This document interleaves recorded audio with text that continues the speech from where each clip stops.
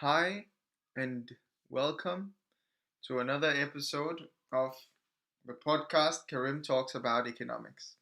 It's now episode number 18.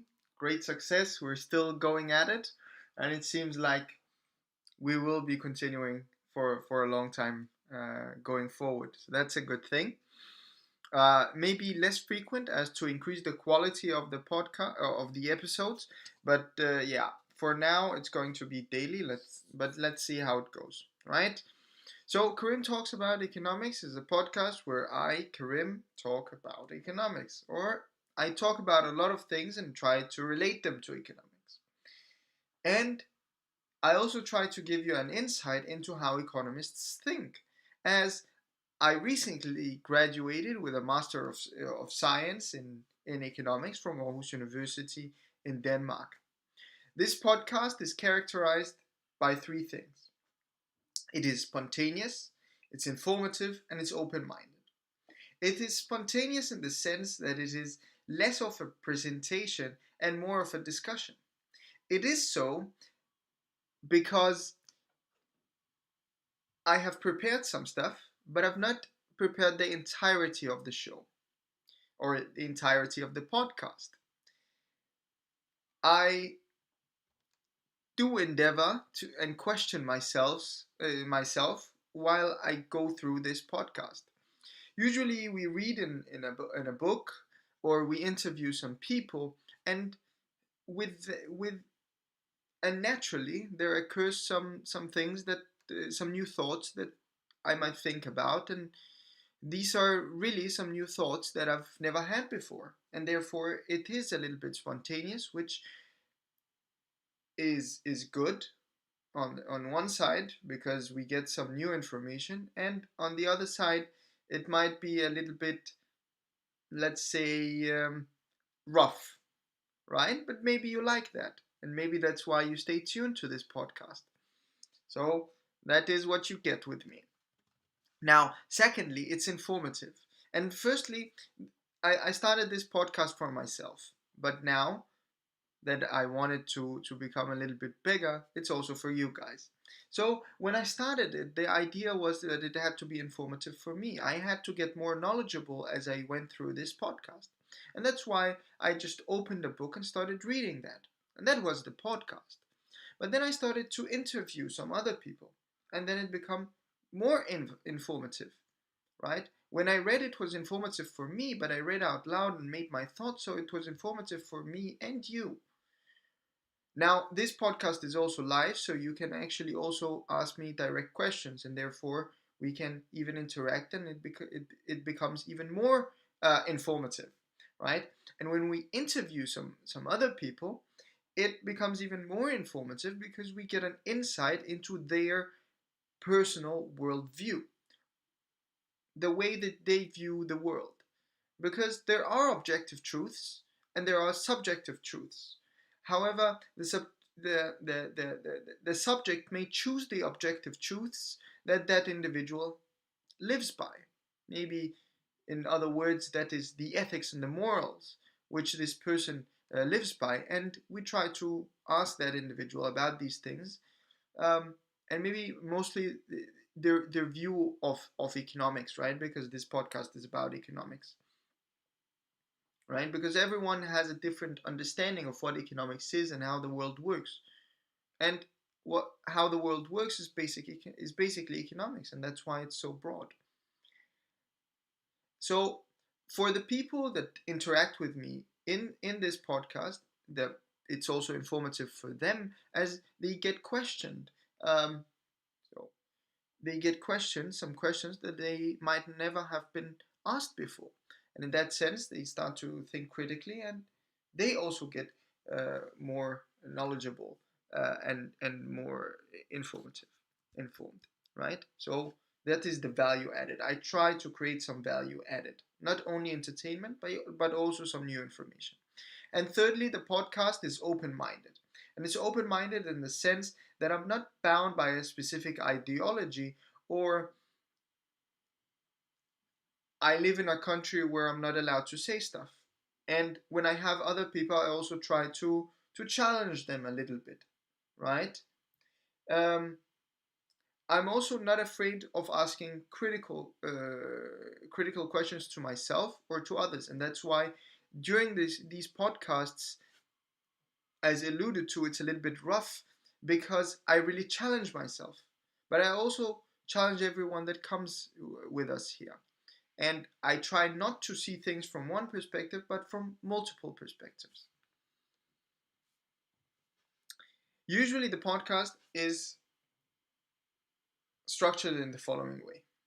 First, we have a news section where we go through firstly the COVID pandemic and how that is going in the world, and that's of course, um, while it is a little bit entertaining, it's also maybe good to know um, as you plan your travels or you want to know what's happening out there in a different on the different continents.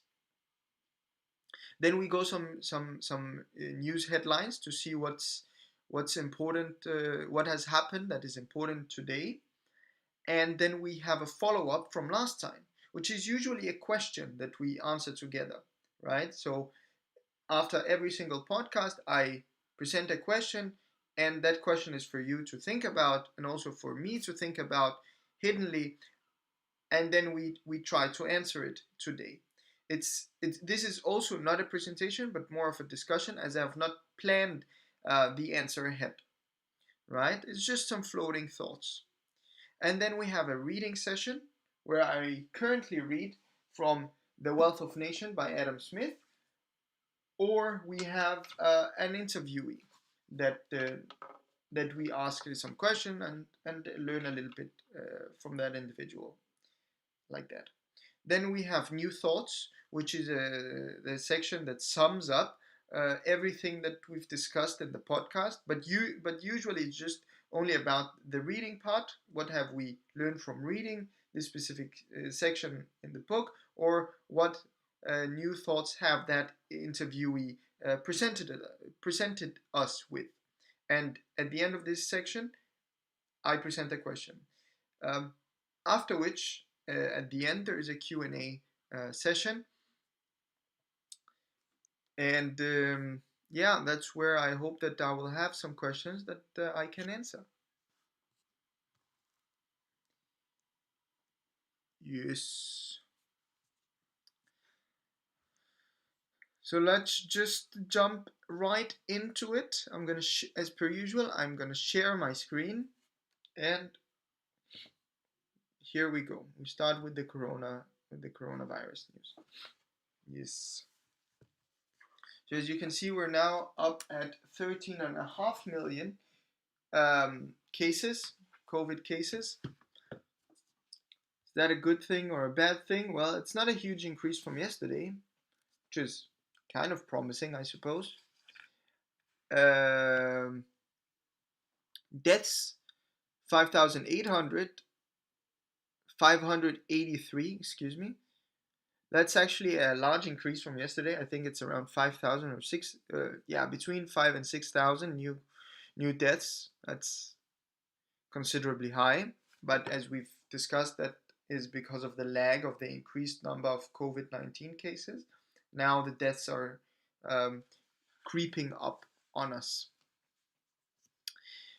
Two other numbers that we also look at is this percentage um, of the seriously critical of the active cases. And we can see that that is still at 1%, which is a good thing. And the death rate, as you can see at the bottom right of the screenshot that you have here on the screen, is at 7%, um, which is which are two stable numbers that we've had for multiple weeks now, which is a really good thing. Seeing as more people are getting ill, it's good that the virus is not getting stronger. There's something on my glasses. That's why I'm cleaning them.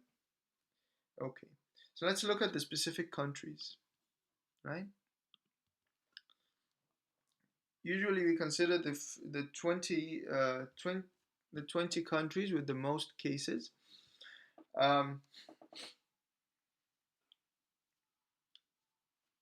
and as you can see, the United States is still at the top. Um, and they have had, and yesterday they had 65,000 new cases, which,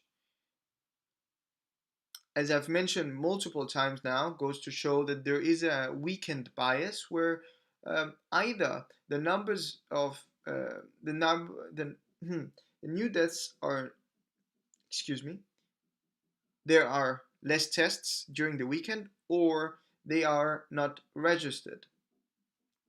Okay. In Brazil, they are also up at 40,000 again, and India 29. So India is very stable, however, slightly increasing every single day, and I expect them to be at 30,000 tomorrow. We see that South Africa also has 10,000 new cases. That's, believe it or not, an improvement, as they have had 13,000 for multiple days now, which is of course not a good thing. Now, some countries that I'm starting to become concerned about is Spain.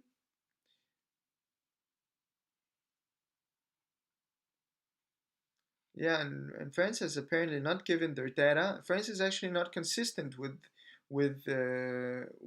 giving their data every single day. Now, with respect to the deaths, new deaths, you see that the U.S. is at 935. So yesterday and the days before were some outliers, and Brazil is back at 1,000 plus. So that's again some way of measuring data that has gone wrong the past couple of days, or maybe it has just been some good days. However, I don't expect that, as I don't see why the virus would discriminate between different dates. Now, usually Mexico is in the top three of new deaths. However, today we see that India is the one in the top in the third place with 588 new cases. So that again goes to show that the new that the deaths are creeping up from this virus. However, the population of India is younger uh, than in the Western countries, so it might go them well, or they might be, yeah, the death rate may not be ever become that high as the United States, for instance.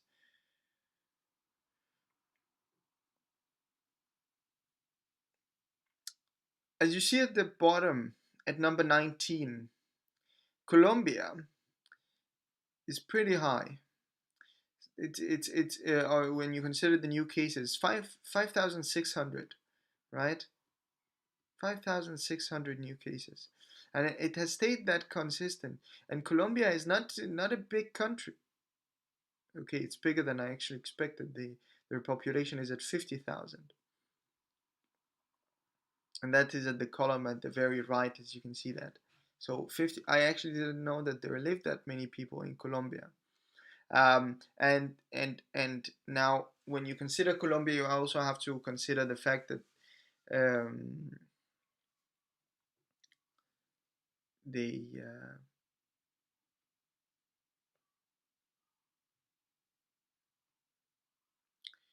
they are not a well, or I don't imagine that they are a well-equipped country. Therefore, this number is probably understated. So is the number for Iran, Pakistan, uh, probably Turkey also. And I'm also saying Turkey not because I don't think that they are equipped, but because maybe it's national security that they don't want to give out their data. And the same thing with Iran. Peru is also a country that I really didn't expect would reach this high. However, it did. I remember at the very beginning, Denmark had some trouble getting people out of there. and they really wanted people out of there. So maybe they were expecting this to happen. And I also remember at the beginning, we saw pictures or small videos from Peru where people were laying on the streets. Um, and at that time, they had not had that many cases, and they were not very high above. They were even below Denmark at that point in time. The new deaths registered were only 12 a day, of course. Um, However, the bodies on the streets were more than that, and the cemetery was also a little bit filled up. So I don't know how much I would trust the death rates of different specific countries. Um,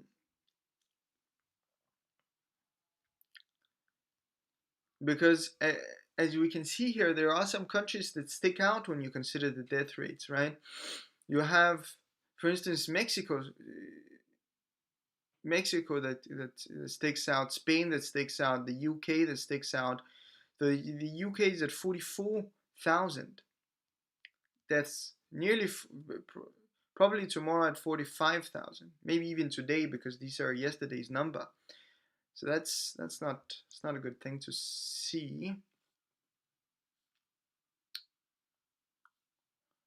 Yes, I think that's it for Corona.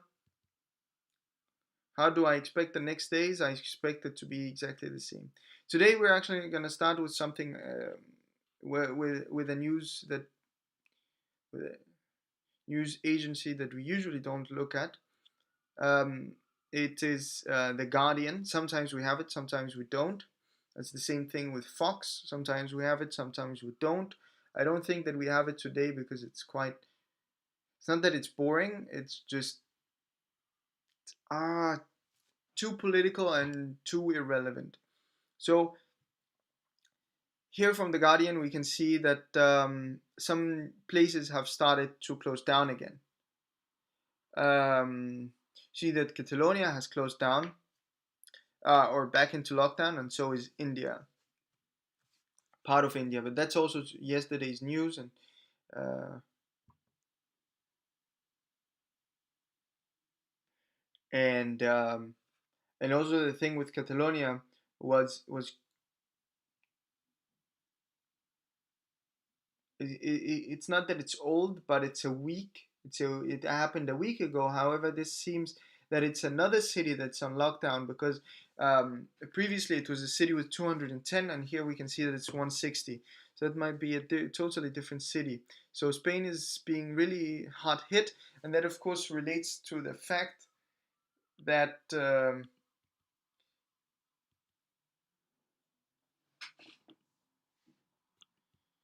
it relates to the fact that people are going there to party, and when people are gathered and only one individual has the case, then things become quickly troubling and things can escalate. Um, I don't know why the other screenshots are not opening up. Let's see.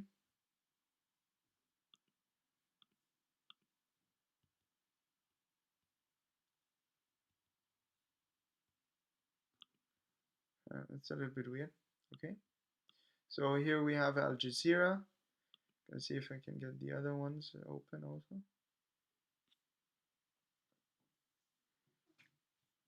Yes, that's BBC.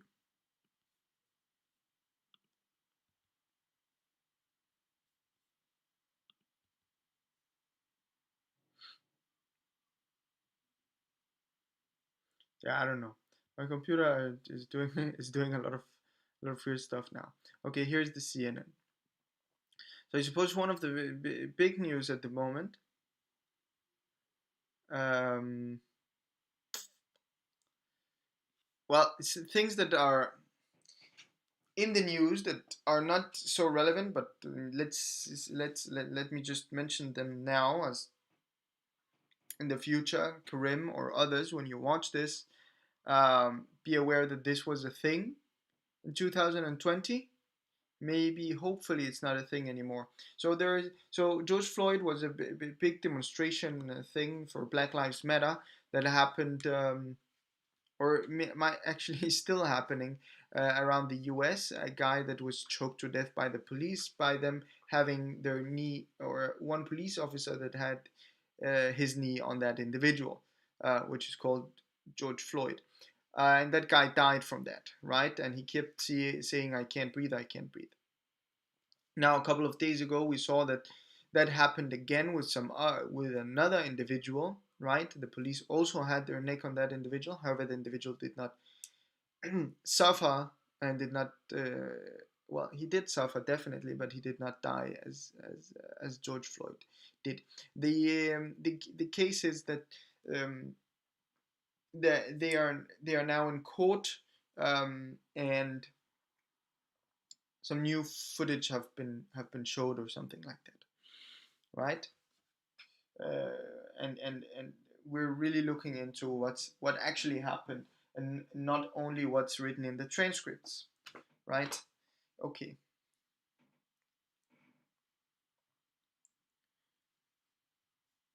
Now, another news that we have from yesterday is Huawei. So that's of course an opinion here that Huawei's hope for global domination have been dashed. Um, yeah, that's an opinion because you don't know how they think, and I don't know why you would have that.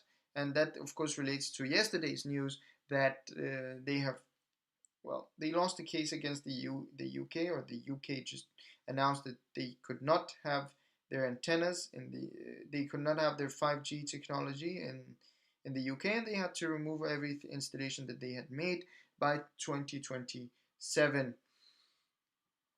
Um, and then you have another news that relates to that, which is that that Trump is standing up to China, and he does that, and that was a big news this morning, right? It's not a big news anymore, I suppose, because everyone that usually is on these websites have read it.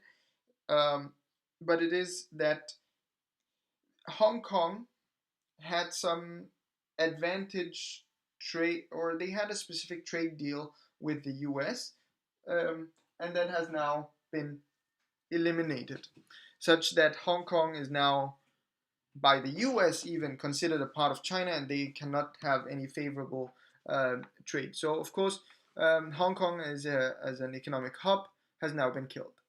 So, in the future, I don't think that we're going to be seeing or hearing about Hong Kong.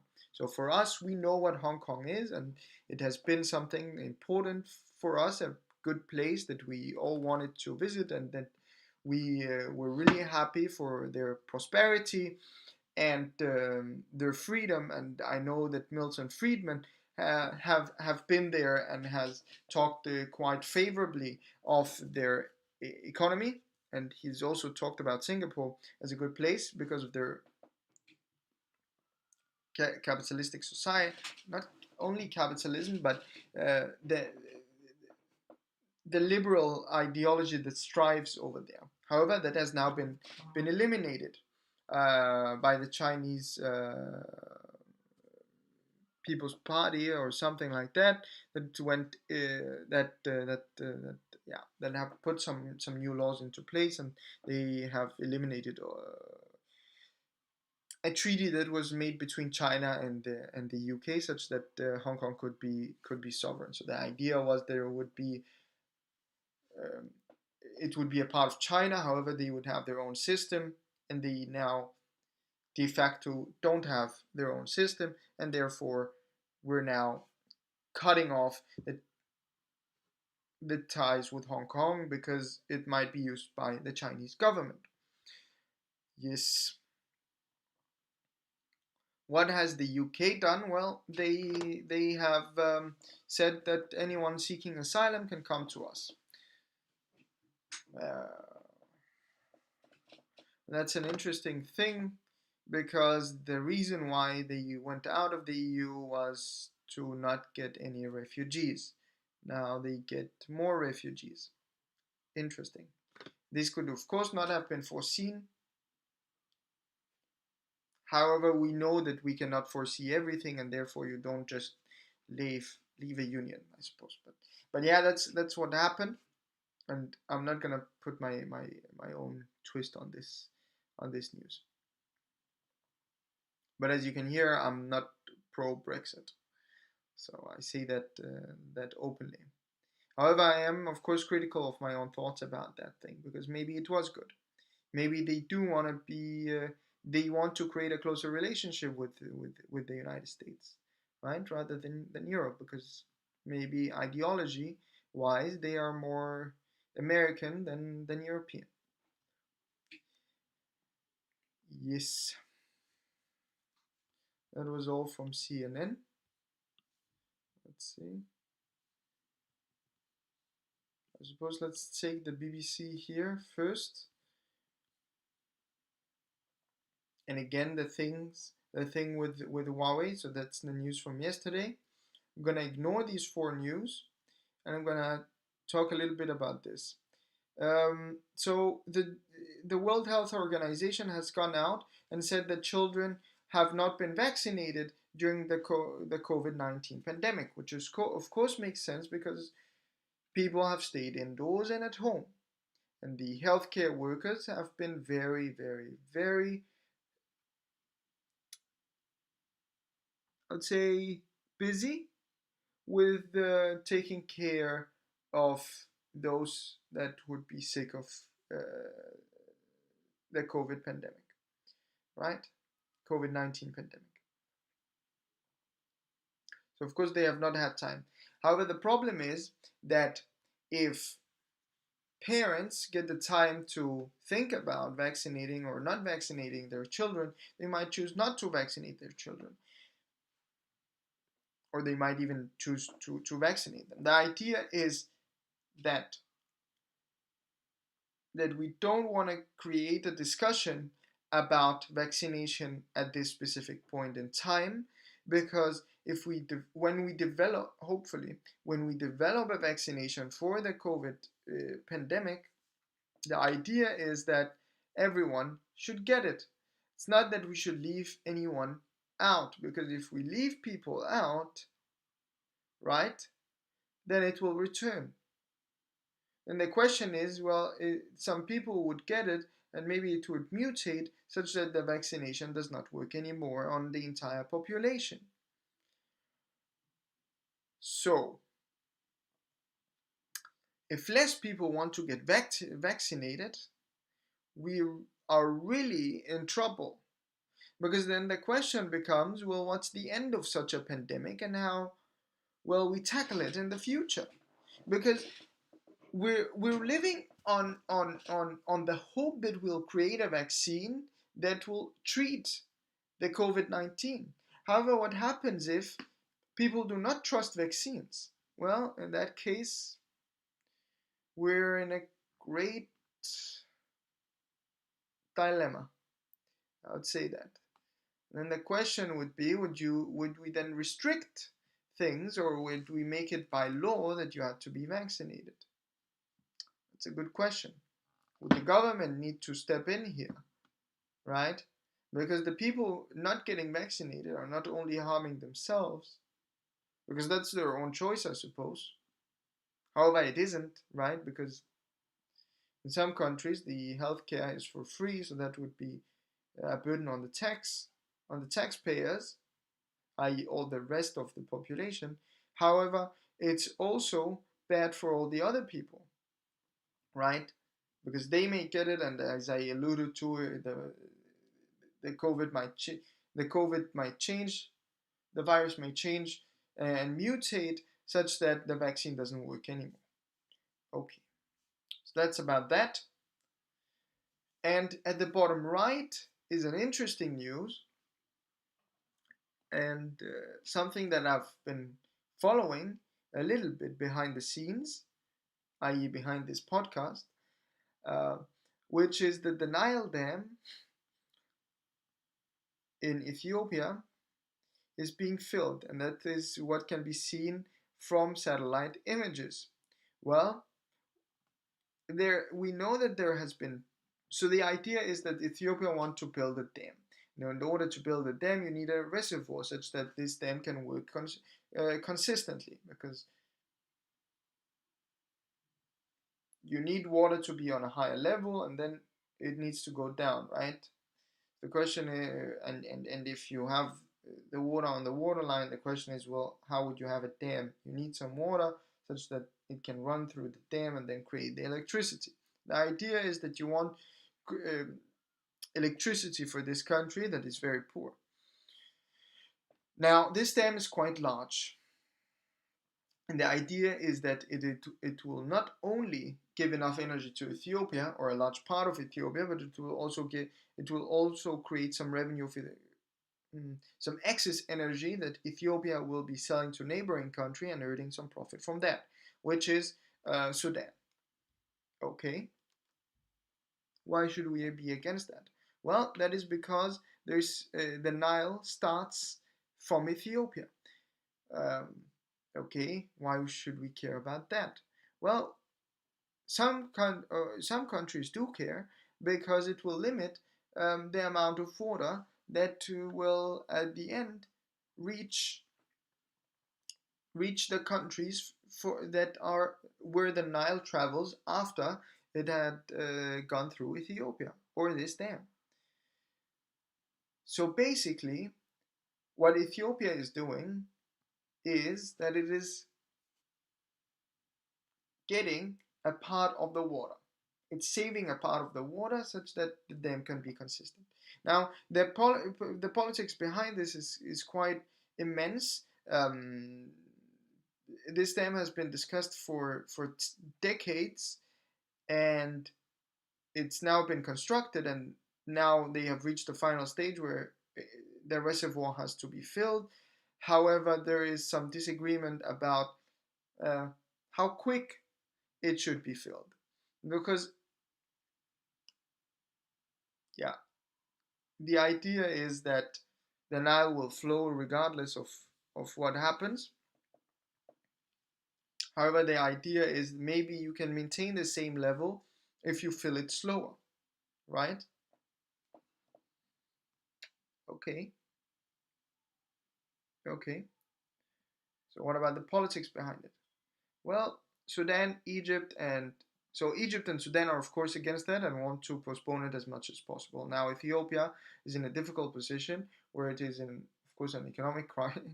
Well, I wouldn't say an economic crisis, but uh, they might be facing some famine and they really need some money. Uh, why? Because of these lotus, lotus, these insects, right? That eat plants. They've had a lot of that this year, and they are expecting more the coming years. So first of all, it's about revenue and it's about speed, and it's about the fact that these three countries can come together and make an agreement on themselves. So it has really gone up in the ranks, and it's a big deal right now. Okay, as you can see here, we also have Al Jazeera, and that is also the headline. Interesting, right?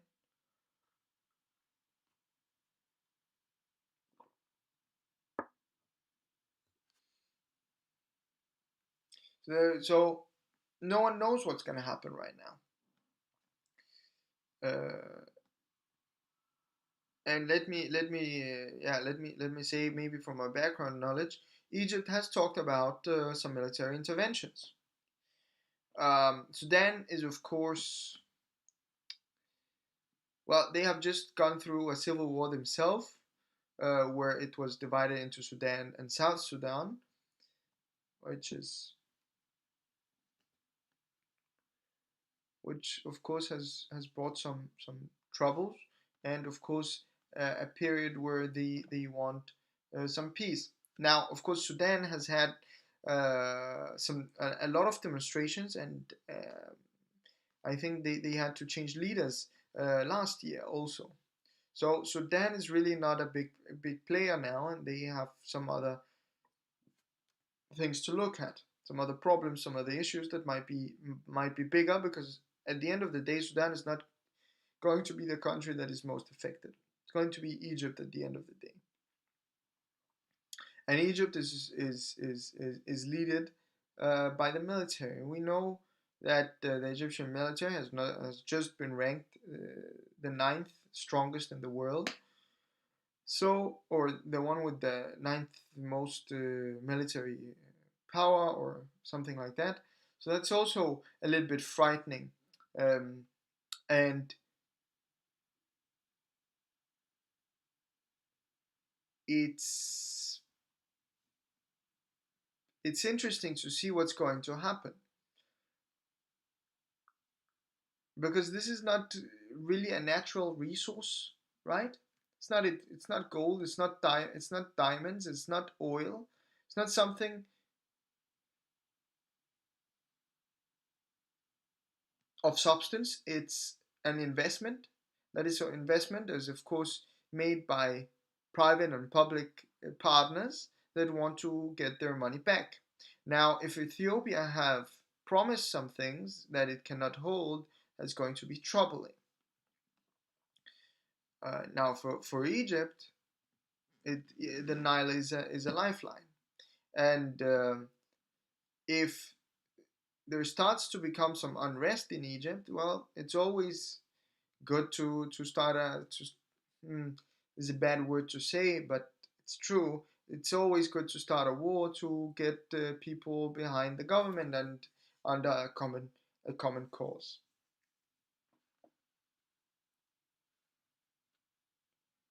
And it would be interesting to see if diplomacy will end in a result. Now, another thing is also that it's interesting that countries are now acting a little bit opportunistic, because that's a way of acting opportunistic. I can see that the world is maybe more challenged with a pandemic. They don't have time to control me or to condemn me, and I will do this. Now, in a couple of days, I also think that you will be seeing some news about Israel, because Israel is also um, annexing a part of the West Bank. I think we've seen that in another podcast. However, I expect it to be in the news. So that's also how are people acting when others are not looking at them, right? It's being opportunistic. Is that a good thing or a bad thing? And that's also some consequences of the COVID pandemic, and something that the World Health Organizational leader Boutros Ghani, I think. Well, he's also Ethiopian, but that does not add to the matter any substance. However, he says it's quite interesting how we cannot come or we cannot identify um, our common enemy, while we know that COVID is the enemy. It's an outside enemy that we should all unite behind. However, every country is now acting a little bit opportunistic, right? You have increasing tension between the West and China. I was about to say the U.S. and China, but now we see that the U.K. has gone in, and maybe and if the U.K. and the U.S. have gone in, well, then so will Europe. And you see this thing in well you well that firstly, and then you see the election in the U.S. and you see this dam, you see Israel. Um,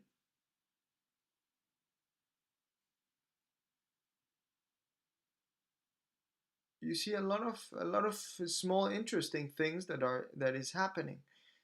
Um, this is something that I suppose every leader was looking forward to, because it made it maybe it made it easier, maybe it made it more difficult.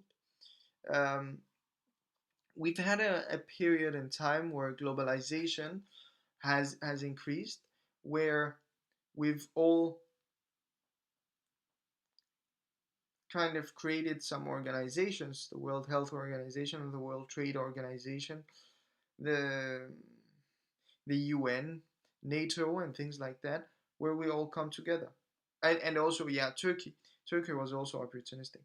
Um, we've all tried to come together. Now, the link between the globalization, right, has decreased. Well, now travel has decreased, right? So that's just like old times. Not exactly, of course, but it is a little bit like old times, right? Where it's a little bit more difficult to control what's happening in other countries. It's easy to look at other countries today and get the information. However, it's very difficult to control it. Firstly, because you can't meet and you can't really have a great discussion. Online, yes, it works, but not perfectly. So I think that's all for the news. It has also been very lengthy. I apologize for that, but it has been quite insightful for me at least. Switch back to the camera. Yes. And then the question from last time. So that's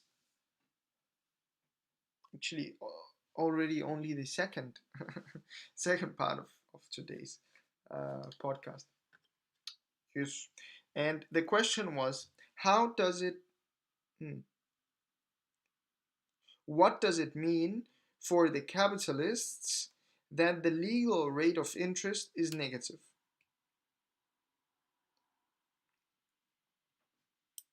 So if you remember, yesterday we talked about this legal rate of interest, and that was the interest rate that the country would put, or that the government, or something like that, or the parliament would put for the private sector that the banks could loan them money for, money to, right?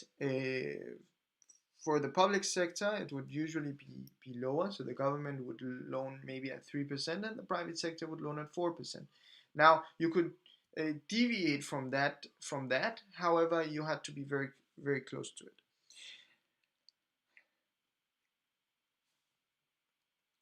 Yes. And what does it?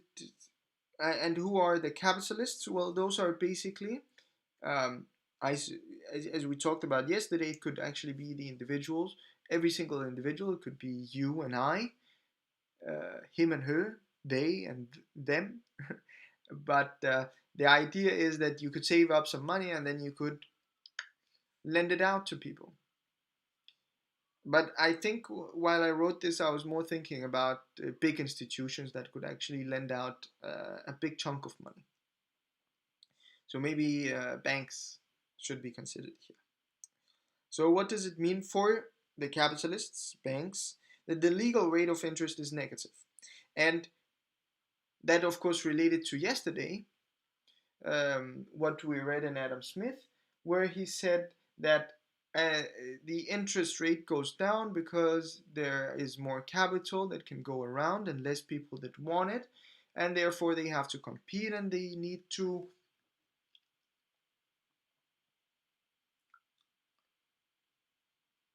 Well, they had to compete and they had to accept a lower interest rate, and it's not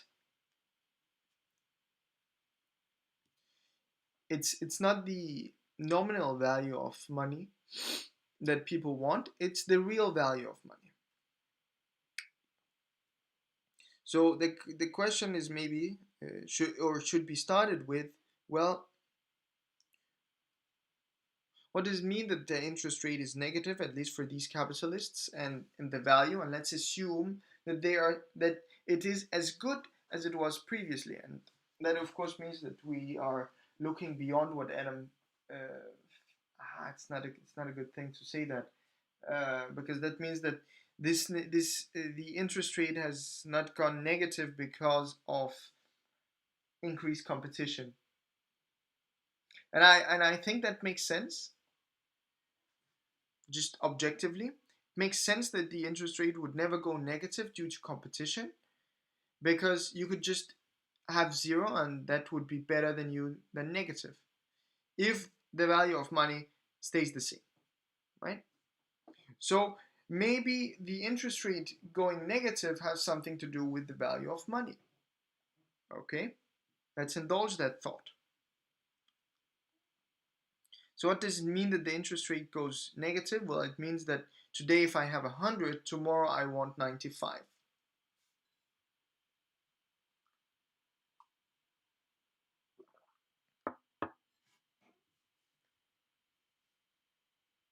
Well, I want my 100, but I'm gonna give you 5 because I'm paying the interest instead of you paying me the interest. So that means that the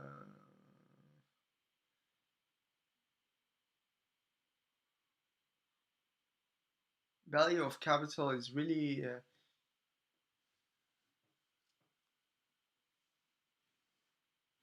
decreasing, isn't it? No, no, 2 seconds. 2 seconds. So usually I have 100 and then you give me 100. 100 plus the interest, right? So that's the fraction of.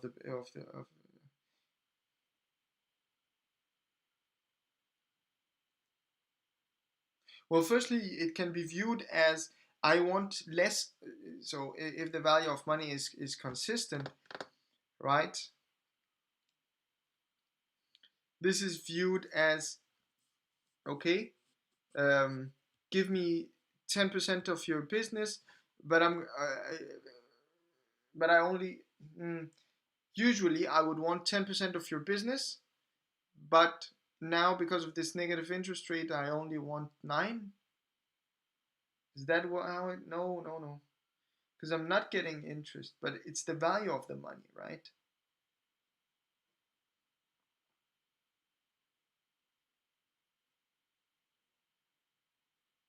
Well, it's an incentive for people to borrow. That makes sense because you'd want that. So what does that mean for you?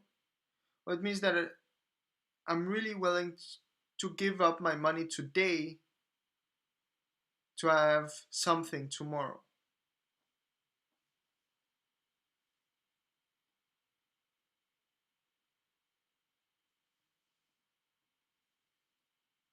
Hmm.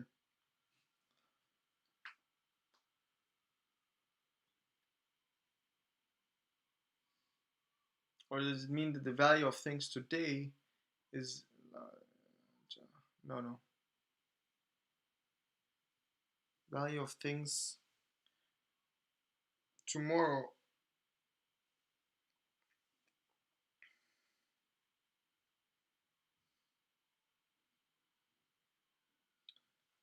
Maybe this is pretty basic to you guys, but for me it's a little bit difficult to wrap my head around.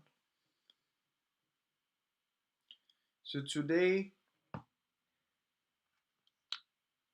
I have this. However, this is a coin.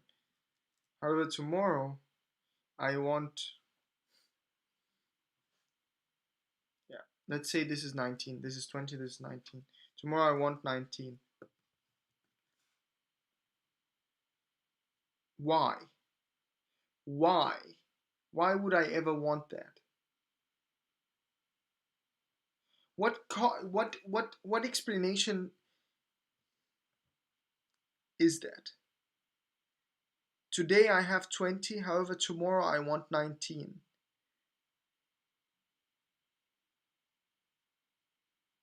What does it mean?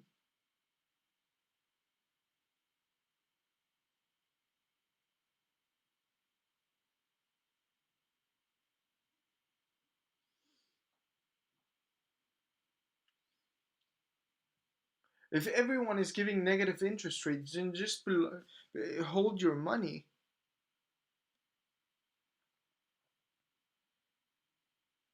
and you'd have more in the future that you can spend in the future. Why would you ever lend your money to a negative interest rate if you're not actually getting a product? If you're not getting a physical product that is tradable, for this for this 20 today, I don't see why you would ever make that trade. I can't see it.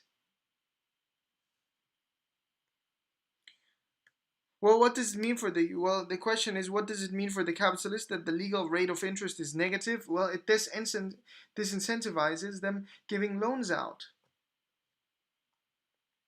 It disincentivizes them to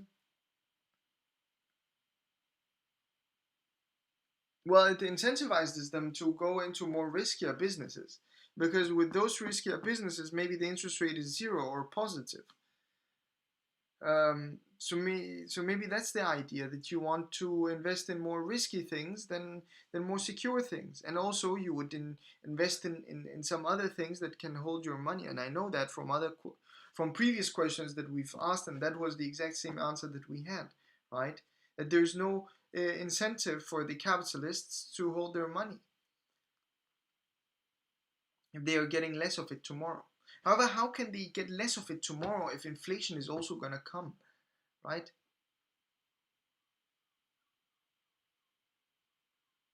So if this is the interest rate and this is the inflation, those two should go hand in hand if the real interest rate is zero.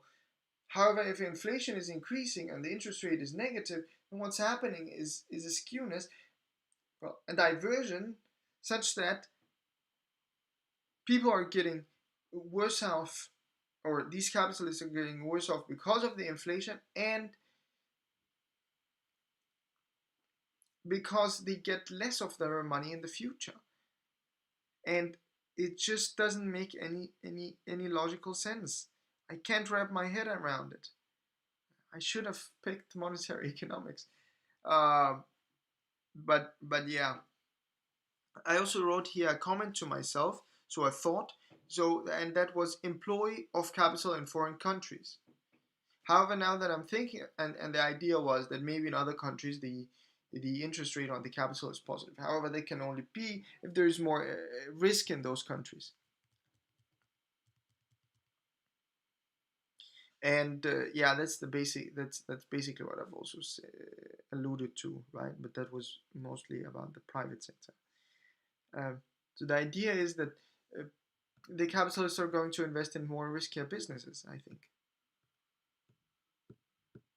think that's the only logical explanation.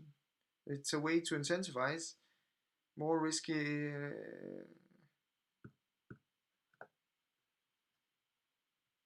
business endeavors. Doesn't make sense to do anything else, really.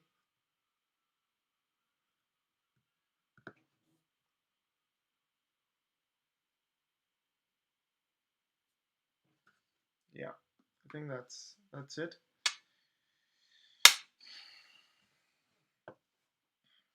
I'm not satisfied with the answer. I'm really not. But I don't know how to go about it in a different way. Now, I wrote something yesterday that I'm going to read out loud. Um, and I can see here that that was about the question from the follow up from podcast. Hmm, the question that was proposed in podcast number 16 that we answered yesterday, and that's some addition to the answers. And the question read the following: how can the value of non consumable, is that the one? Is that the question? No, it's right here. How should governments reinvest money into the public? That was through durable goods. And then I've added, governments are more of a secure borrower and will naturally be lending money at a lower interest rate. And as they become bigger, the public sector, i.e., the public sector, the government will indirectly create a lower bound for the rate of interest, and therefore the interest rate will decrease. Okay?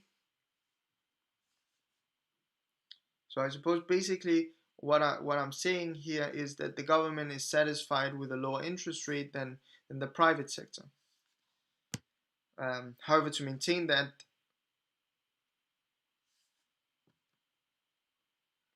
they would have to take more loans. Um, or they would have to take more money in the form of taxes. Now I also added, when the central bank becomes a lender into the private market, the competition between the capitalists becomes impossible, as they will never be able to change an interest rate on the capital that they lend out to the private market for the productivity of the labor and land. So it basically means that they would never be able to compete with the central bank, because the central bank would always be willing to take a lower interest rate than them and would outcompete them. And that is, of course, what we've seen in the US right now, that the private lenders were not willing to take loans from the private sector. However, the central bank did.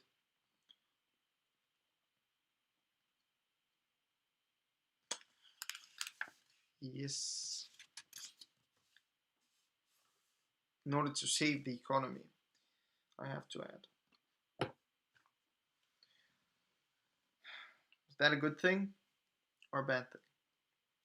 I'm not to judge it, but I think this quote sums it. Well, the thoughts that I made yesterday, that the private sector will have a difficult time competing now.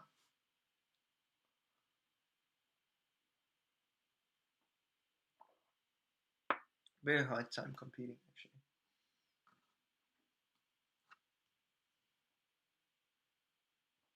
actually. Unless it's only a question of trust, right? However, if the private sector have seen the private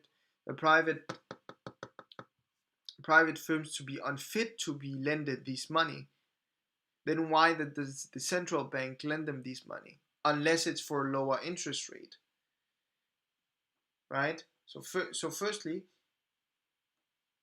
what does that mean? Well, that means that the private sector is now competing with the central bank that offers lower interest rates, and these private firms will maybe be able to live on.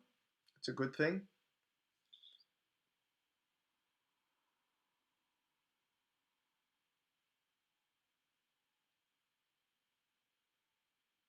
However, what's going to happen to the interest rate in the future?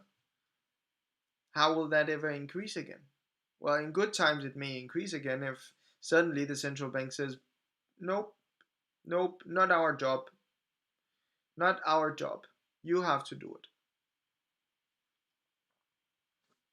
right? The private banking has to lend the money. It's not the job of the central bank. However, a lot of things will go out of business at that time. Right? Central bank really has to continue this strategy now. But what does that mean?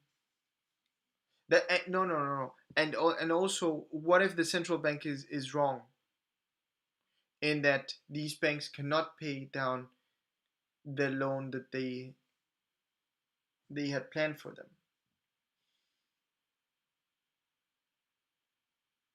Because I would suppose that the private sector knows more about these companies than the central bank, because that's their job, right? The central bank does a lot of things, um, and then it becomes a question. Well, is the central bank just gonna write off a loss, say, okay, we lost this money, it's out, or will then offer loans to a lower interest rate, maybe to a negative interest rate, such that these private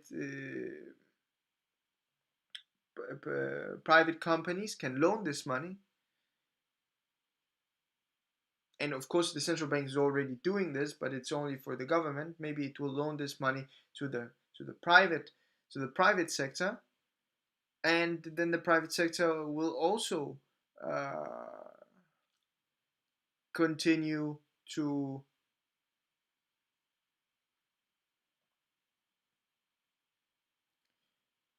borrow money and pay back the original loans, right? Because it's getting a subsidy on the loan by this negative interest rate. Um, is it sustainable? Well, it basically means that there will be more money in the central bank. It's a stupid loop where, of course, well, it's not very stupid, I suppose. It's very clever. The central banks, no, no, no, no, starts with the private companies.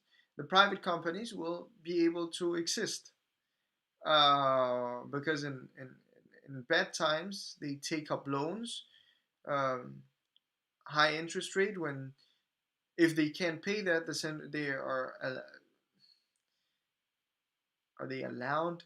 They are provided a loan with a negative interest rate, and they take on that such that they pay up both that loan and the previous loan that had a positive interest rate.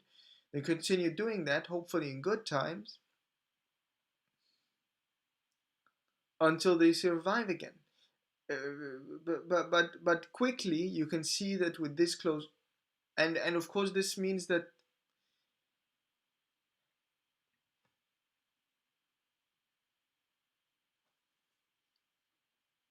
well,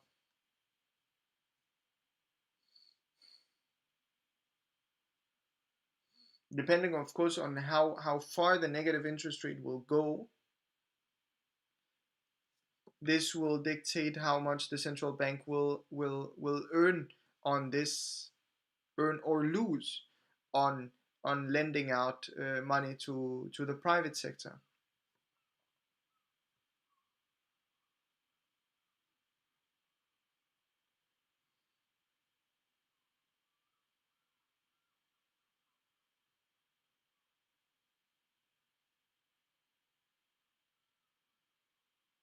And I suppose that's the same thing that's happening with the central with the yeah with the central government. So the public, the government itself, the parliament, not the parliament, the government, or the parliament, I suppose, the state. It's the state.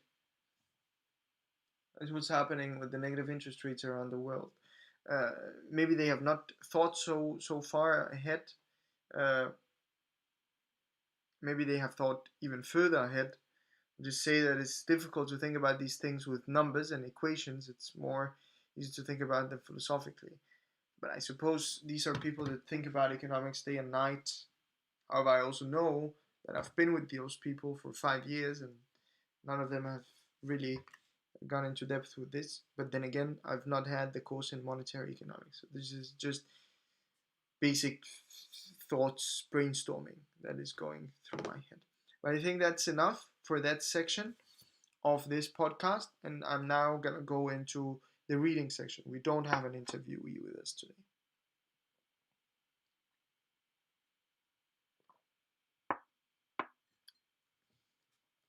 Yes. And yeah, we reached a new book yesterday, or a new chapter, excuse me. We're in book number 2 still. And it is the following: of the different employments of capitals. And as yesterday, we introduced the idea that you could, well, you could either employ your capital by lending it to private individuals that would then invest it into projects, or maybe agricultural land, or maybe wages, and you would get a part of the productivity of that, or you could buy durable goods, or but that's of course not employment, uh, or you could buy land that you would then later sell. So it's interesting to see what he will be discussing today. What will Adam be telling us today? Okay, this is page 191. Though all capitals are destined for the maintenance of productive labor only, yet the quantity of the labor which equal capitals are capable of putting into motion varies. Uh, I have to reread the sentence, I'm sorry. Just gonna take something to drink.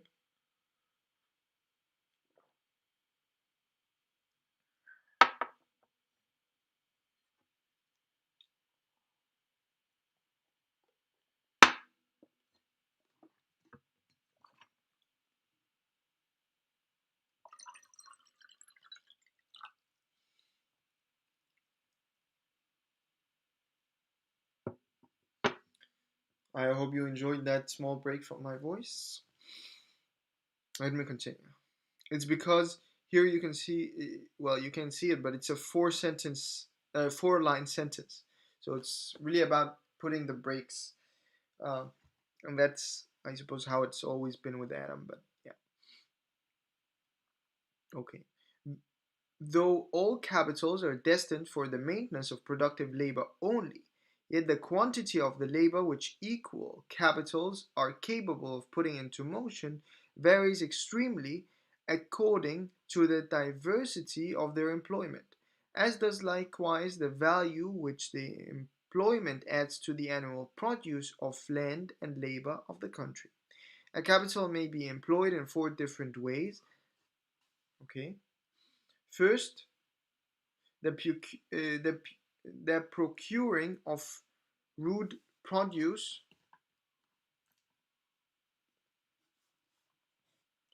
annually required for the use of consumption of the society, or secondly, in the manufacturing and preparing the rude produce for immediate use of consumption, or thirdly, tran- transporting either the rude or manufacturer's produce from the place where they where they abound to those where they are wanted, or lastly, in dividing particular proportion of either into such smaller parcels as suit the occasional demand for those who want them. And of course, I'm going to write that as a note because that seems quite important. So, employment of capital,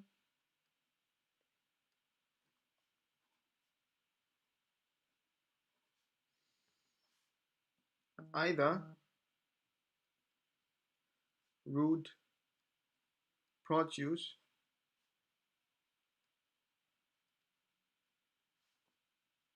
for consumption,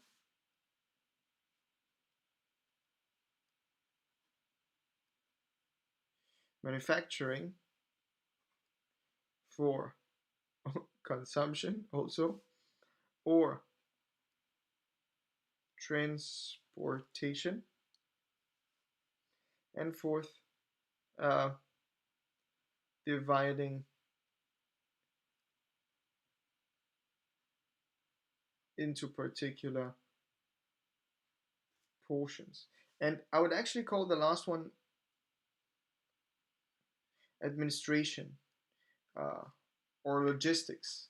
No, transportation is logistics. And then the second one is manufacturing, and the first one it's kind of raw product or something like that. But let's see what he says himself.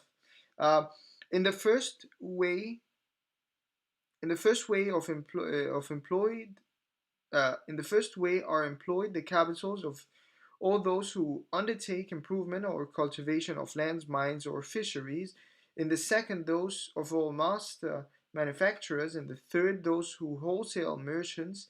And in the fourth, those of all retailers. It is difficult to conceive that a capital should be employed in any way which may not be classed under some one or other of those four. Okay. Um, uh,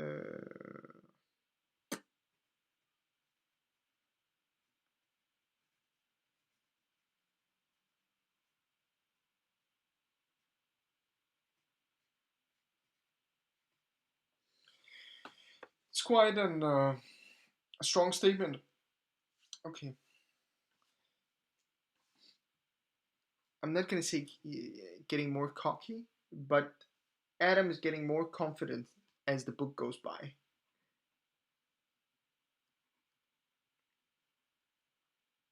Is going is growing more confident in his statements. Okay. Each of those four methods of employing a capital is essentially necessary, either to the existence or extension of the other three, or to the general conveniency of society. Unless a capital was employed in furnishing root produce to a certain degree of abundance, neither manufacturers nor trade of any kind could exist. Unless a capital was employed in manufacturing that part of the root produce which requires a good deal of preparation before it can be fit for use of consumption, it either would never be produced because there would be no demand for it, or if it was produced spontaneously, it would be of no value in exchange and could add nothing to the wealth of the society. Unless a capital was employed in transporting either the root or manufactured produce from the places where it abounds to those where it wanted, no more of either could be produced than was necessary for the consumption of the neighborhood. The capital of the merchant exchanges of the surplus produce of one place for that of another, and thus encourages the industry and increases the enjoyment of both. Unless a capital was employed in breaking and dividing certain portions, either of the root or manufacturers produced into such small parcels as suit to the occasional demands of those who want them, every man would be obliged to purchase a greater quantity of the goods he wanted than his immediate occasional required. If there was no such trade as a butcher, for example, every man would be obliged to purchase a whole ox or a whole sheep at a time. This would generally be inconvenient to the rich, and much more so to the poor.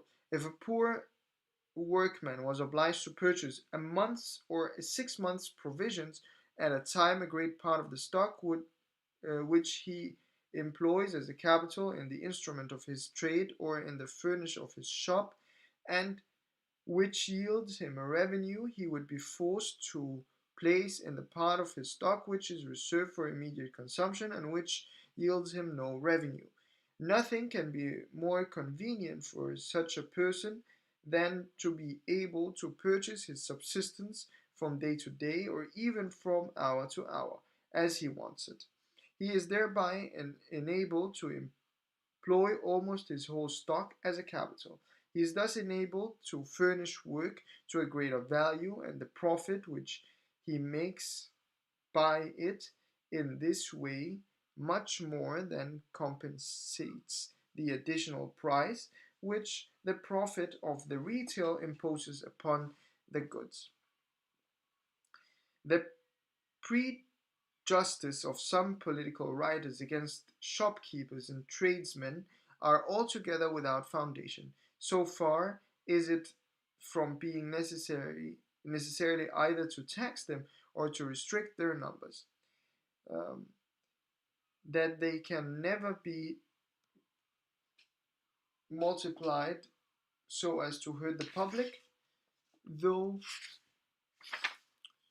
though they may so as to hurt one another. The quantity of grocery goods, for example, which can be sold in a particular town is limited by the demand of that town and its neighborhood. The capital, therefore, which can be employed in the grocery trade cannot exceed or cannot exceed what is sufficient to purchase the quantity. If this capital is divided between two different groceries, their competition will tend to make both of them sell cheaper than if it were in the hands of only one. And if it were divided among 20, their competition would be just so much that greater, and the chance of their binding together in order to raise the price just so much the less. Their competition might perhaps ruin some of themselves, but to take care of this is the business of a particular concern, and it may um, safely be trusted to their discretion. It, It can never hurt either the consumer or the producer. On the contrary, it must tend to make the retailers both sell cheaper and buy dearer than if the whole trade was monopolized by one or two persons. Some of them perhaps, I think, I'm just going to write Bertrand competition.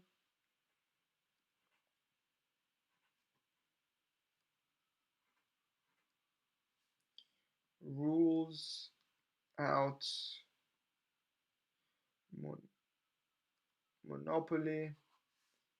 And of course, Bertrand has not uh, been born yet to invent to invent this way of competition, but that is basically what is being described here. So the Bertrand competition is not really a new thought, as you can hear.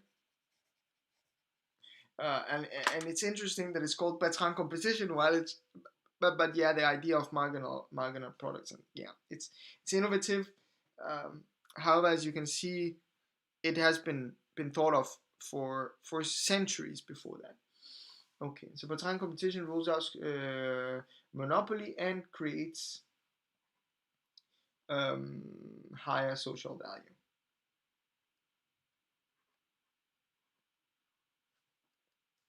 So Bertrand competition basically says that, and I've described that in another podcast, is that all the competition will be so tough between people, or between these in this case retailers,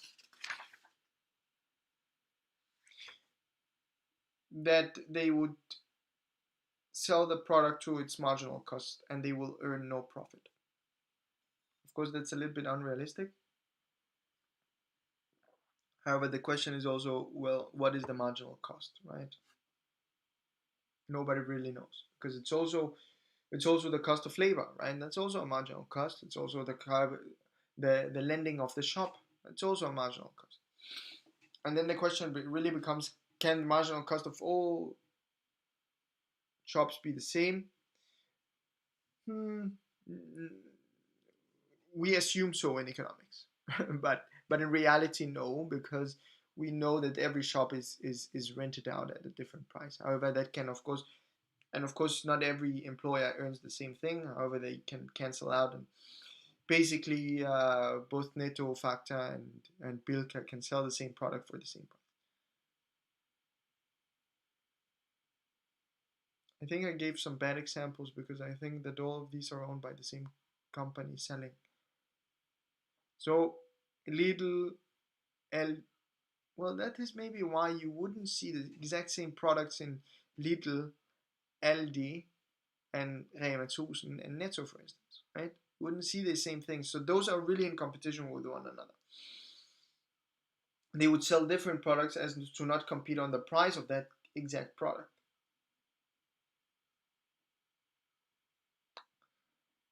However, then comes the search cost, right? Does it make sense for you to go from one shop to the other? Well, then the question becomes, well, maybe they can offer you one product and then they can increase the price of the other product such that you're not willing to go to the other market, right? To go back and forth, to buy all your groceries, but you would only buy it from one shop, and they can then earn the markup on the products that you buy along with one product that they have chosen to compete on this week. Yes. So let's continue. Some of them perhaps may sometimes decoy a weak consumer to buy what he has no occasion for. The evil, however, is of too little importance to deserve the public attention, nor would it necessarily be prevented by restricting their numbers.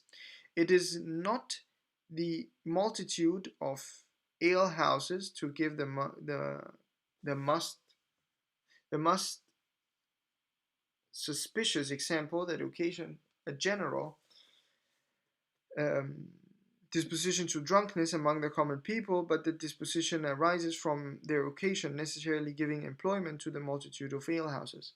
So the idea is not that the existence of a lot of in these alehouses are. I think I'm gonna write this also just for interest. So ale houses equals bars. So that's today's bars, right? The idea is it's not because there exist 20 bars that we buy more beer or we go to drink more often. Might be, but those would not have existed if we had not demanded them in the first place and they had not seen an opportunity to come to this city and open up. Yes, the persons who the person whose capitals are employed in any of those four ways are sometimes productive laborers. Their labor, when properly directed, fixes and realizes itself in the subject or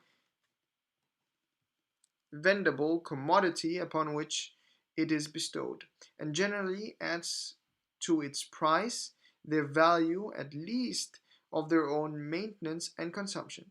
The profits of the farmer, of the manufacturer, of the merchant, and the retailer are all drawn from the price of the goods which the two first produce and the two last buy and sell.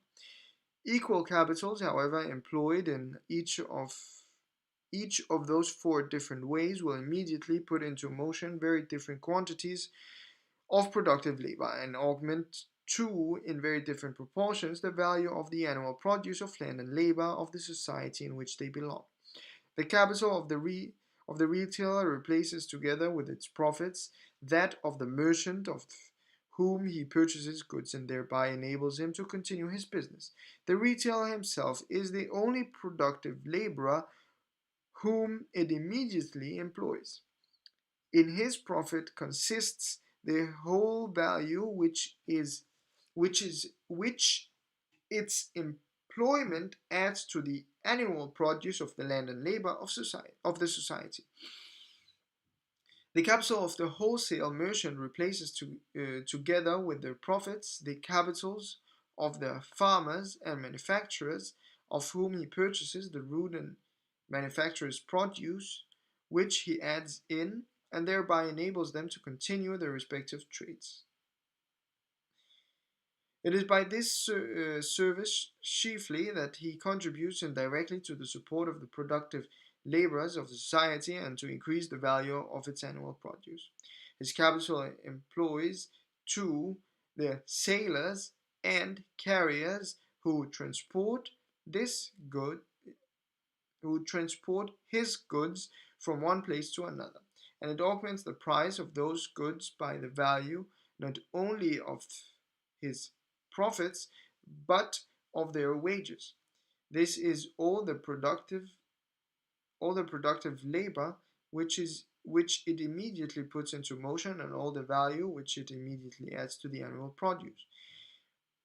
Its operation in both these respects is a good deal superior to that of the capital of the retailer.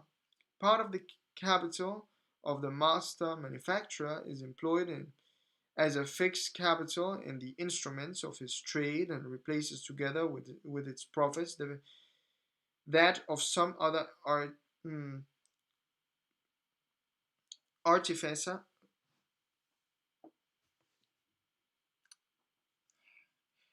artificer artificer of whom he purchases them. Part of the circulating capital is employed in purchasing materials and replaces with their profit the capitals of the farmer and the mines of whom he purchased them. I'm just going to write value added or the circulation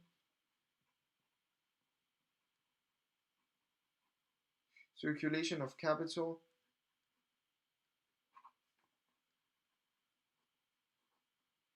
and value added. Yes. But a great part of always capitals, farmers, and miners whom he purchased them. Yes, but a great part of it is always either annually or in a much shorter period distributed among the different workmen whom he employs. It's augments it augments the value of those materials by their wages and by their masters' profits upon the whole stock of wages, materials, and instruments of trade employed in the business. It puts immediately into motion, therefore, a much greater quantity of productive labor and adds a much greater value to the annual produce of the land and labor of the society than an equal capital in the hands of a wholesale merchant. Okay.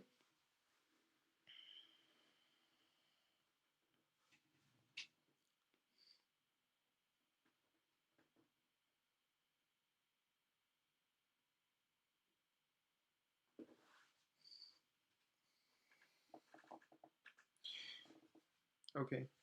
Hmm. No equal capital puts into motion a greater quantity of productive labor than that of the farmer.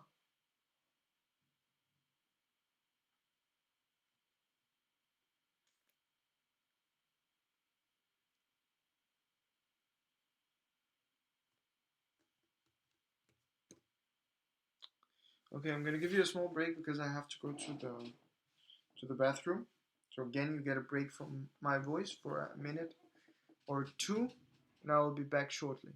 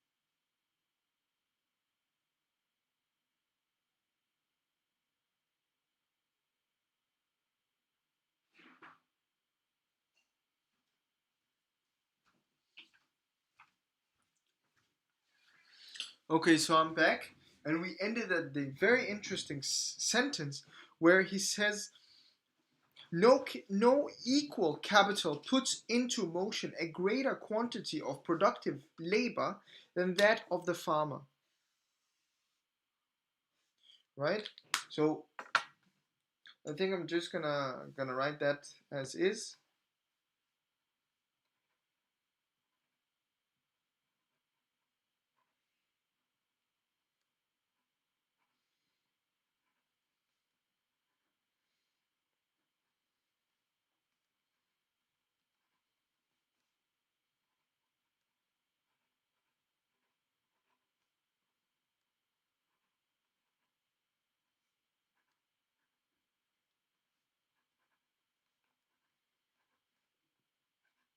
And he's gonna tell us why now, right? Why? Well, not only his laboring servants, but his laboring cattle and productive laborers. In agriculture, too. So there's a difference between a farm and agriculture. Let's see. Okay, nature. Uh, Nature labors along with man. Nature lab. What? How can you say that? It's interesting. Hmm. In agriculture too. Ah, okay. So he says that the cows work, right? Maybe the goats, because he's in Scotland. Uh, or the sheep, or something like that, or the camels if you're in the Middle East. So he says in agriculture too. So also when you're in the plants, nature, nature, right? Rain and wind, things like that, and the soil, the minerals in the soil. So nature labors along with man, and though her labor costs no expense, it its produce has its value, as well as that of the most expensive workman. Hmm, that's true. The most important operation of agriculture seems intended not so much to increase, though they do that too, as to direct the fertility of nature towards the production of the plants most profitable to man. A field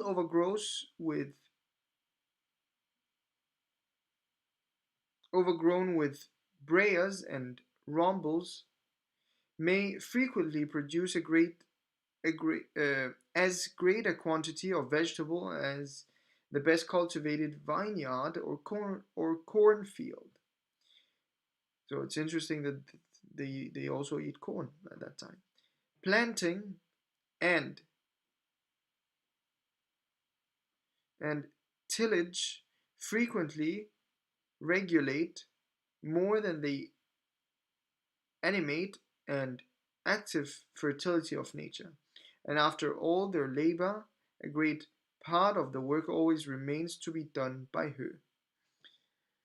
The laborers and laboring cattle, therefore, employed in agriculture, not only occasionally, like the workmen, is manufacture, or like the workmen in manufactures, the reproduction of value equals to their own consumption, or to the capital which employs them, together with its owner's profit, but a much greater value, but of a much greater value, excuse me. Over and above the capital of the farmer and all its profits, they regularly okay,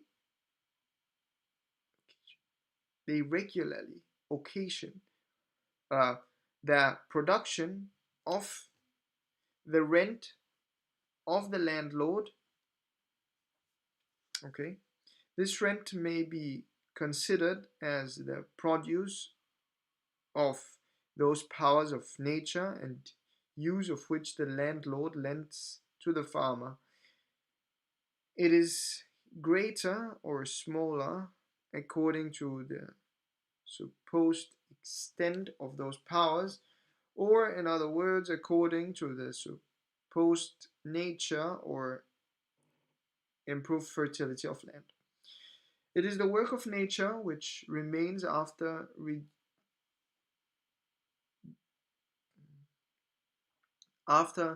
deducing or compensating everything which can be regarded as the work of man. It is, so yeah, I'm gonna write that.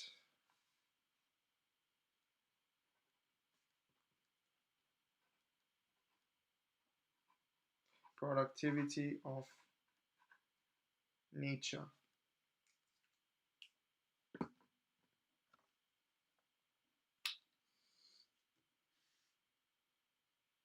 So after you've compensated, I paid the wages and paid the rent of the land and paid all of these things. Then you are remained with the productivity of nature, which is basically it will be the profit, but it is the productivity of nature. It is seldom less than he also has a number on it. It is seldom less than a fourth, and frequently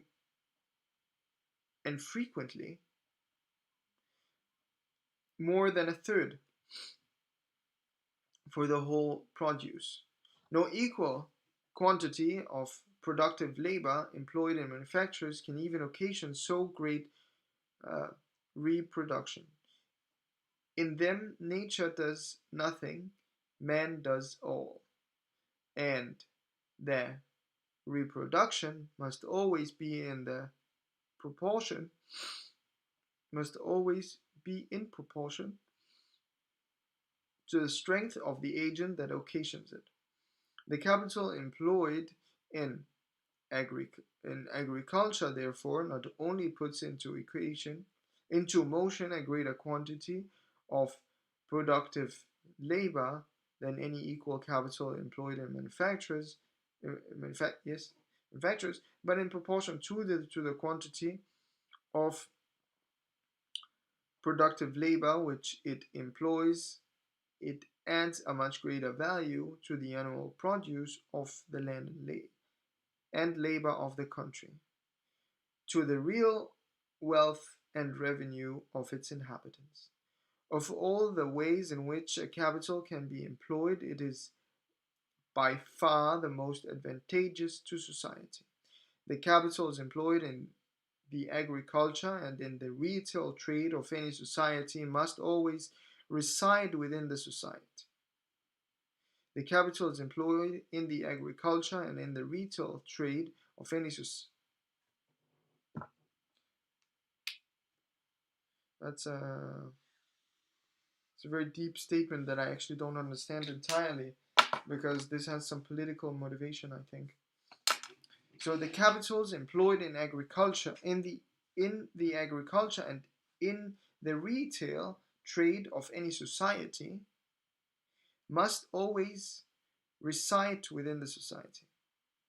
I think it's also just straightforward uh, because, and I'm going to write it down.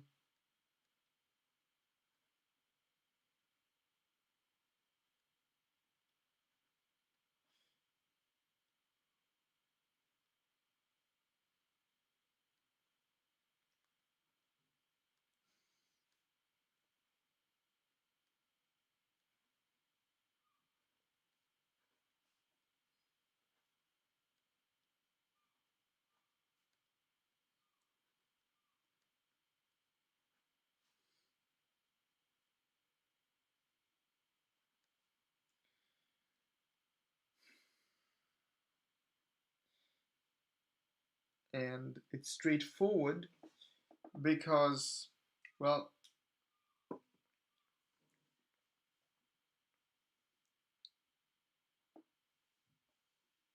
capital employed in agriculture is the productivity of land, and land is really non-movable, and therefore the profit that is produced by this land, or not the profit, but the capital that is employed in this land, and the benefit of that. Well, he's actually not saying the benefit.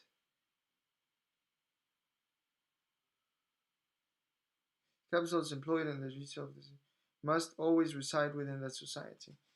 So yes, basically, if I buy a land in that land, well, then the capital is gonna stay in that land if it's owned by that country, right? And so is and the same thing with the retail, because those are small shops or maybe big shops that are selling to people living in that society. However, we now have a problem with the internet, that people are maybe buying from Amazon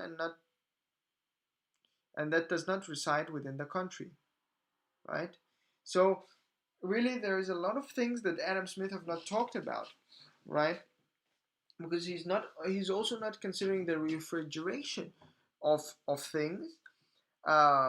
He's not considering well, he is considering trade, but he's not considering the vast trade that exists today, and he does not consider the internet and the machinery that can work a lot. So when he says that Um, boom, boom, boom, boom, boom. It is seldom less than a fourth or frequently more than a third of the whole produce. No equal quantity of productive labor employed in manufacturers can ever occasion so great reproduction. Well, you have a lot of machinery today, and theoretically, right? I know that this has not happened yet today, but maybe in the future, by press of a button, you can create a car, as Elon Musk basically does in the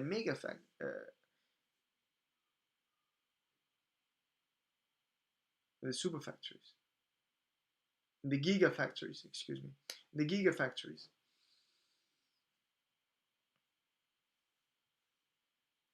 So, um, and there, a scrap of metal is created into something, or into a vehicle that can that can. It's a car, right? It's a vehicle that can be used for a lot of things, and we know how advanced those Teslas are, and also the internet, right, with the Amazon thing. It's also something that is not being considered here. So the capital that is employed into that comes from the United States. Well, of course, you can buy stocks into it. However, the actual stock that is employed is in the United States, right?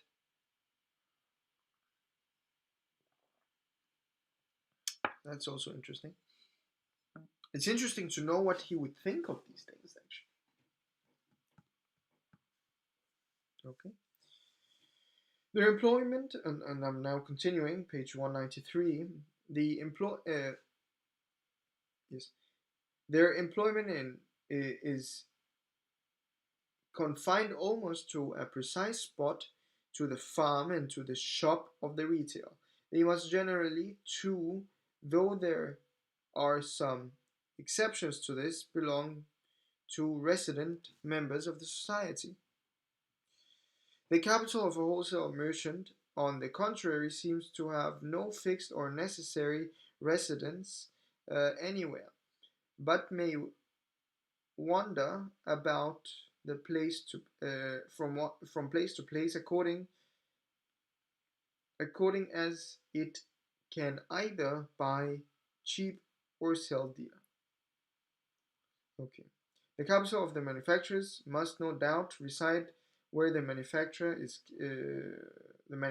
carried out, or the manufacturing, I would say, is carried out, is carried on, but where this shall be is not always necessarily determined. It may frequently be at a great distance, both from the place where the materials grow and from where the complete manufacture is consumed.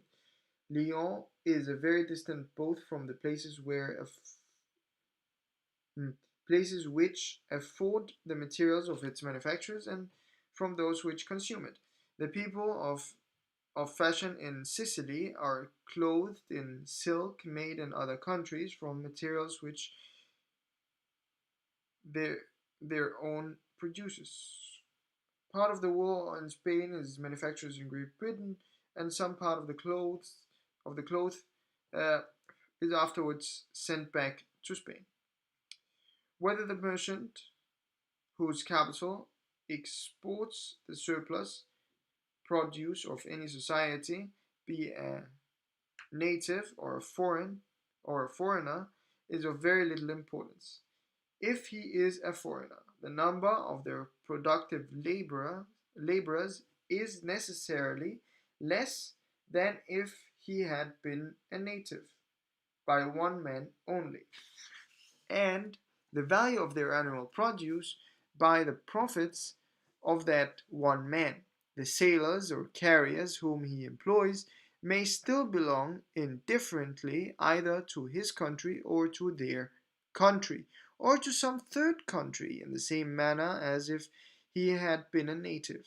The capital of a foreigner gives a value to their surplus produce equally with that of a native, by exchanging it for something for which there is a demand at home. It is effectually replace it as effectually replaces the capital of the person who produces the surplus and as effectually enables him to continue his business. The service by which the capital of a wholesale merchant uh, chiefly contributes to support the productive labor and to augment the value of the annual produce of the society to which he belongs.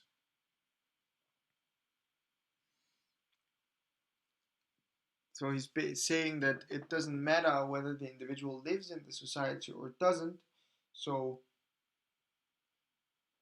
consider Apple, for instance, whether the person that owns Apple, and I think that can be generalized to the idea that it doesn't matter whether Apple is paying taxes in uh, in in uh, in Ireland or in another society, the US, for instance, because the capital which it is employing, i.e., the people that are in the retail shops, pay taxes. Uh, there is a value added tax on the products for which they sell in those different countries.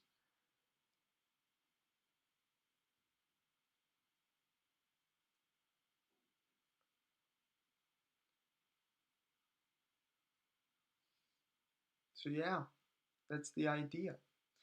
Um, and the thing with Apple is interesting because they just won a lawsuit against the European Union for $14 billion. Firstly, I would expect that their stock has increased as they were expected to lose it because Google has lost it before. And secondly,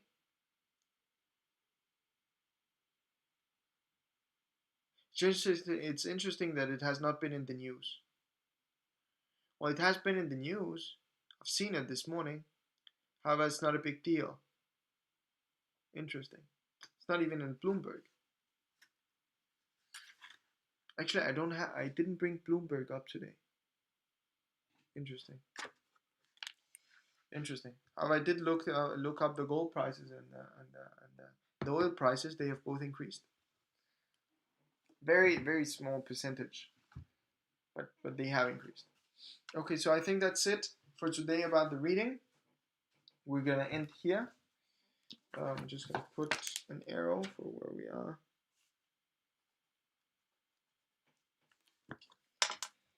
And now we're gonna go into a small summary of what we went through. So we started this new chapter in chapter 5 in book number 2. We're at with the title of the different employments of capital, and Adam goes to show that there is um, 4 ways that we can employ capital apparently, right? He says we can either produce raw products, these root produce of consumables. um, I suppose that's agriculture and things like that, or mining. Then he says, well, then we can also do manufacturing. We can manufacture these and produce consumable goods. There can also be transportation, so that's the wholesale.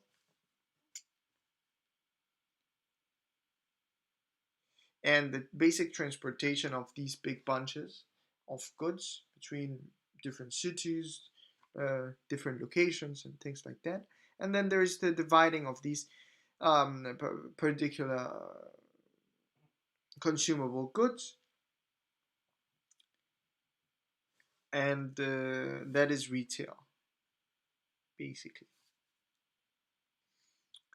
And then I made a small funny remark saying that Adam is growing more confident in his statements because after stating these, he said that any employment of capital can be put into one of these 4 things. Now, I know that it seems to be the case that it actually can. However, it is a quite bold statement. and it seems like he's growing bolder as uh, he writes the book, right? Which is of course great to see his personal development while writing the book, which is also something that we should be open to criticize, because he might be overconfident now. He's gone through 191, and I know that in all pages and in handwriting, that's much more than this, which means that he's gone to the point where he might have gone tired, or he has thought so many things through that now it's just babbling like I'm doing right now. I'm saying things of content, but maybe I'm saying them with more confidence. I've reached um, episode on number 18. I'm growing more confident. So is he. Now, that maybe would also mean that we're getting more in depth thinking, and maybe his real opinions are coming through a lot more now. Because you would imagine in the first couple of pages, he read those and reread them multiple times, but when you go into the middle, it becomes a little bit okay. If you're really interested, you're gonna read it, otherwise, you will not. And as we saw yesterday and the days before, he has also started to criticize the government and the parliament and the way of running businesses, and now other political thinkers. And what does this mean? Well, it basically means that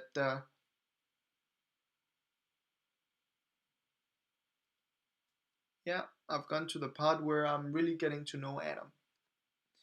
Okay, after that he and that relates to the other political thinkers that he criticizes, that just he just says that to go ahead and have as many retail sellers as possible, because they say that that's maybe harmful for the society, but he says no, let them compete. It will never be harmful for the society by itself. um, Bertrand competition, or we know today that it's called Bertrand competition, but the idea is that they will compete each other down, and they will only add to the social value of the society. Now, also an interesting note: ale houses are bars. That's what they were called back then, or maybe they are two different things. I don't know. Then he goes and says that the circulation of capital. He talks about the circulation of capital and the value added, where he says uh, how the prices of things are different when they at the retailer than at the wholesale, and at the manufacturers, and at the root productive, and how the value is added from one part to the other, and how things are getting more expensive. Now, of course, he does it in the opposite way. He goes through from the retail, and then he goes down. He takes more in, in depth, and he says that um, no equal capital puts into motion a greater quantity of productive labor than that of the farmer. And he says that because the farmer has the cattle that works for him, and he also has nature that works for him. And that's the idea of the productivity of nature, right? That maybe you have rain for free. In other countries, you have to give physical water, right, to water the plants and things like that. But the idea is that nature works for you, because you can add fertility to the land. However, it does have its own fertility and its own fertilizer. It can fertilize itself, right? And it can work for you.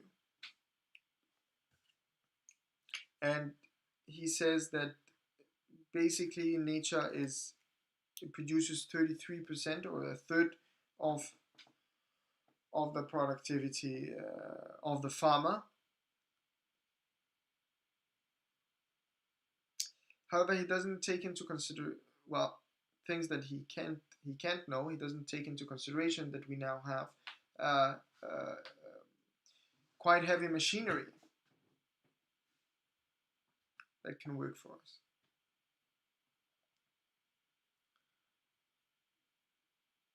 that of course relates to the idea that he says that the manufacturer, the workman that is in the manufacturer has to add all the value himself, and he can never add as much as nature. And I suppose he's right, because the, the, the, the, the the man only adds more value in manufacturing because there has been invested into machinery. There has been some investments into machinery, right? So I'm correcting myself now. However, what you get from nature is for free. The sunlight is for free, right? And that's one thing that goes into the photosynthesis of the plants. And of course, he didn't know about that at that point in time because it was yet not thought of. However, sun is also for free. Okay.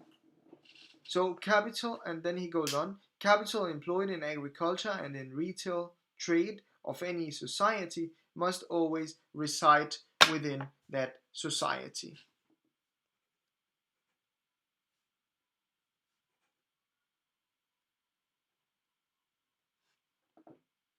And the idea here is that the capital that is employed into the land, of course, has to stay in that society because the farmer is in that society and he contributes to that society. He buys his things from that society. And also the value that, yeah, right? The land is in this specific part of the country, it's not in another part of the country or in a totally different country. And the same thing with the retail store. So Netto or Magazine, or for the Americans Walmart, or Target, or Whole Foods, is in one specific place. It is not in many different places. Uh, and therefore the capital employed in these parts are in benefit of that society. However, of course, he does not consider the creation of internet, right? Which I think is going to be the question of today. Um, and then he goes on to discuss, well, what is the difference between a native and a foreigner? How does it? What does it mean that the business is owned by a native or a foreigner? He says that it really doesn't matter a lot because at the end of the day, that foreigner is also and I gave the example of Apple. That foreigner is employing his capital maybe in retail shops, or he's employing people that live in that original country where he's doing his business, and therefore he's adding to the benefit of that society. Okay.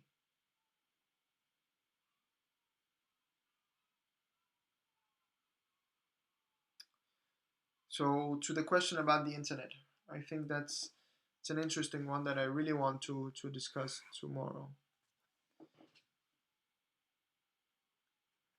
I think a very broad one. How has the internet contributed to the employment of capital? Pretty short question if you ask me, compared to all the other days where we've had 3-line questions. This is only 1.5 line. And the question reads out: how has the internet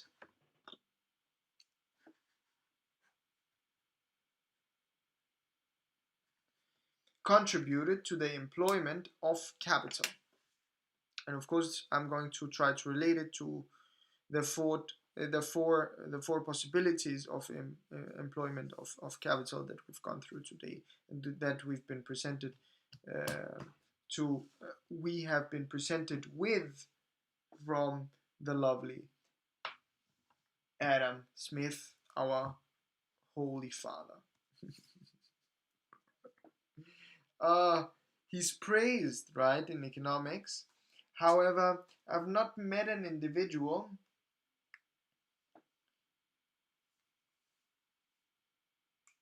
that have read his book.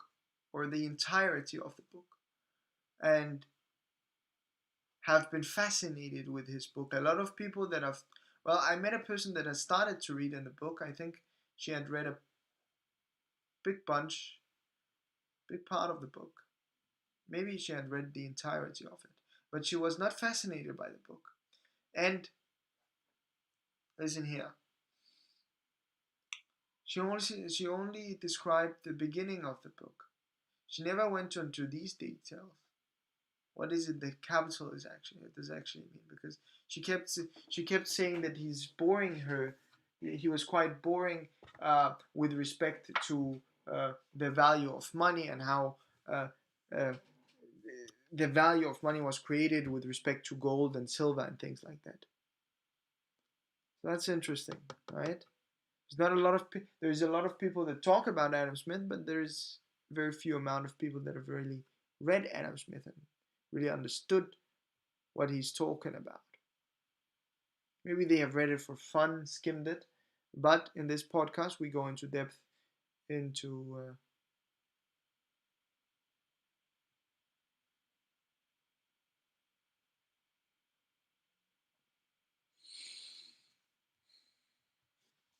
yes, going into more depth. So that's a good thing for this podcast and for people viewing this, and maybe also professionals, professional economists, and Karim, you in the future.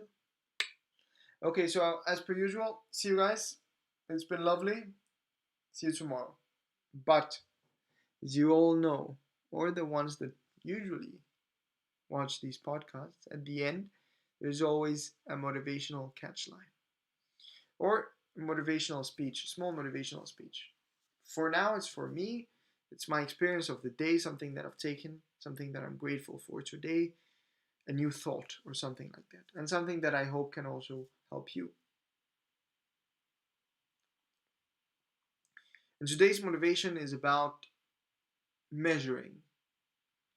I was once told by a clever man, which is also my friend, that everything that can be measured can be managed. What does that mean? Well, it means that if you can measure it, you can manage it. If you can't measure it, and of course it goes in the opposite. It doesn't say that if you can't measure it, you can't manage it, but but at least everything that can be measured can be managed. So when you have to cook a meal, you measure things, and therefore you manage to create this new dish. When you have a budget, you manage your finance, you manage the money that you have, and you manage your life. And then you kind of know if you're in surplus or in deficit, and you kind of know how much money you have and what kind of situation you're in. If you have to borrow money to maintain your subsistence, or you're living quite extravagant, sick, and you can save a little bit more. Okay. Also, your time. If you can measure that, which you can, because that was one of the first things that were the measuring things that were invented. Time, funnily enough, a weight was not in. Well, the weight is also quite old, right? This versus this. Um, but time is also something that the old Egyptians measured. They were the first ones to invent the 24-hour thing. So if it can be measured, then you can manage your day. If you can measure it, if you know that you have 24 hours, you sleep 8 hours, between 6 and 8 maybe. Maybe you sleep less. I don't know. Maybe you sleep more. Maybe you're 10 years old. Who knows? Uh,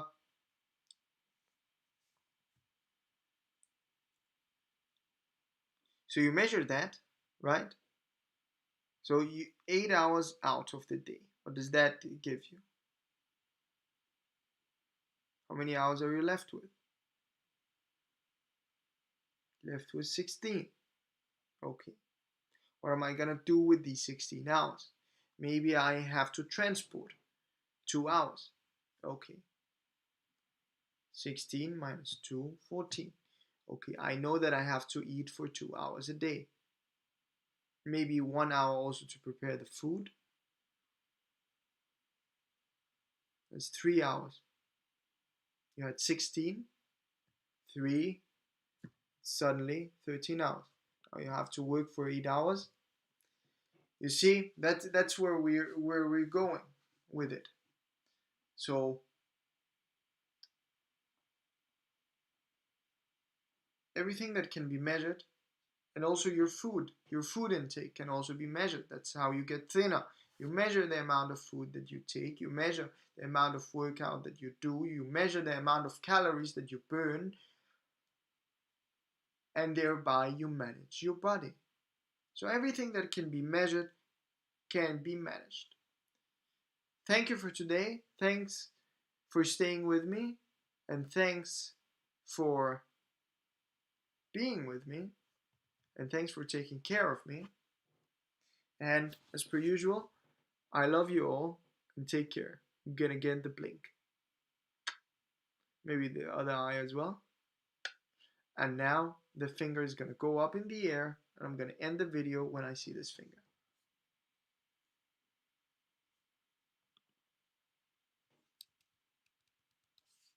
And thereby you manage your body. So everything that can be measured can be managed.